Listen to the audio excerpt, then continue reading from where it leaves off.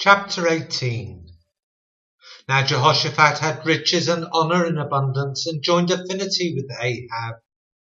And after certain years he went down to Ahab to Samaria. And Ahab killed sheep and oxen for him in abundance, and for the people that he had with him, and persuaded him to go up with him to Ramoth Gilead. And Ahab king of Israel said unto Jehoshaphat king of Judah, Wilt thou go with me to Ramoth Gilead? And he answered him, I am as thou art, and my people as thy people, and we will be with thee in the war. And Jehoshaphat said unto the king of Israel, Inquire, I pray thee, at the word of the Lord today. Therefore the king of Israel gathered together of prophets 400 men, and said unto them, Shall we go to Ramoth Gilead to battle, or shall I forbear? And they said, Go up, for God will deliver it into the king's hand. But Jehoshaphat said, Is there not here a prophet of the Lord besides, that we might inquire of him? And the king of Israel said unto Jehoshaphat, There is yet one man by whom we may inquire of the Lord. But I hate him, for he never prophesied good unto me, but always evil. The same is Micaiah the son of Imlah.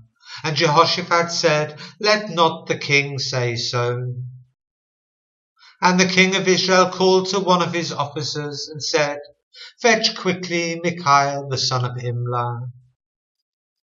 And the king of Israel and Jehoshaphat king of Judah sat either of them on his throne, clothed in their robes, and they sat in a void place at the entering in of the gate of Samaria.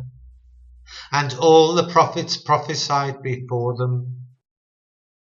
And Zedekiah the son of Chenaanah had made him horns of iron, and said, Thus saith the Lord, With these thou shalt push Syria until they be consumed. And all the prophets prophesied so, saying, Go up to Ramoth Gilead and prosper, for the Lord shall deliver it into the hand of the king. And the messenger that went to call Micaiah spake to him, saying, Behold, the words of the prophets declare good to the king with one assent. Let thy word, therefore, I pray thee, be like one of theirs, and speak thou good. And Micaiah said, As the Lord liveth, even what my God saith, that will I speak. And when he was come to the king said unto him, Micaiah, shall we go to Ramoth Gilead to battle, or shall I forbear? And he said, Go ye up and prosper, and they shall be delivered into your hand.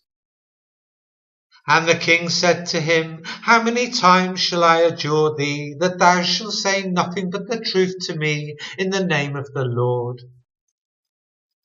Then he said, I did see all Israel scattered upon the mountains, as sheep that have no shepherd. And the Lord said, These have no master, let them return therefore, every man to his house in peace. And the king of Israel said to Jehoshaphat, Did I not tell thee that he would not prophesy good unto me, but evil? Again he said, Therefore hear the word of the Lord. I saw the Lord sitting upon his throne, and all the host of heaven standing on his right hand and on his left. And the Lord said, Who shall entice Ahab king of Israel, that he may go up and fall at Ramoth Gilead?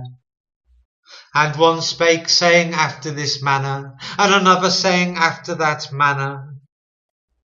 Then there came out a spirit and stood before the Lord, and said, I will entice him. And the Lord said unto him, Wherewith? And he said, I will go out and be a lying spirit in the mouth of all his prophets. And the Lord said, Thou shalt entice him, and thou shalt also prevail. Go out and do even so. Now therefore, behold, the Lord hath put a lying spirit in the mouth of these thy prophets, and the Lord hath spoken evil against thee. Then Zedekiah the son of Kenanah came near and smote Micaiah upon the cheek, and said, Which way went the Spirit of the Lord from me to speak unto thee?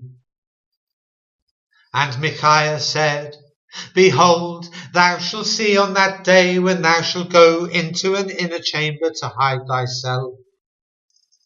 Then the king of Israel said, Take ye Micaiah, and carry him back to Ammon the governor of the city, and to Joash the king's son.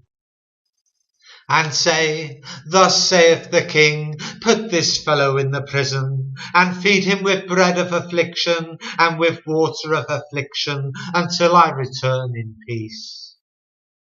And Micaiah said, If thou certainly return in peace, then hath not the Lord spoken by me. And he said, Hearken, all ye people. So the king of Israel and Jehoshaphat the king of Judah went up to Ramoth Gilead.